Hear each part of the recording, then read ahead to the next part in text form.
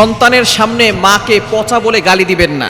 অনেক বাবা এমন রয়েছে, অনেক দাদা দাদি এমন আছে, মা যদি সন্তানকে শাসন করে তখন ওই সন্তানকে, শিশু সন্তানকে বাবা অথবা দাদা দাদি অথবা নানানি বলে তোমার আম্মু পচা, অথবা তোমার আম্মুকে বকা দিব, তোমার আম্মুকে মাইর দিব। এই ধরনের কথা খবরদার কখনো বলবেন না। এটার মাধ্যমে সন্তানের মাথার ভিতরে নেগেটিভ চিন্তা ভাবনা আসে।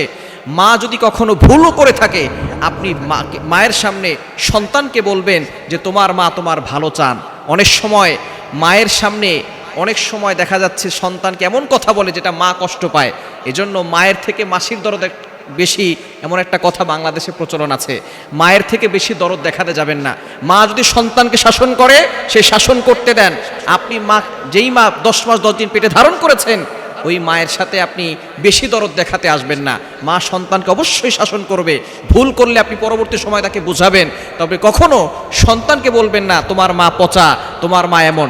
সন্তানকে বলবেন তোমার মা তোমার জন্য যেটা করবে ভালোর জন্য করবে, তোমার মা তোমার ভালো চান। এটাই সব সময় আপনার স্ত্রীর সাথে এমন ব্যবহার করবেন।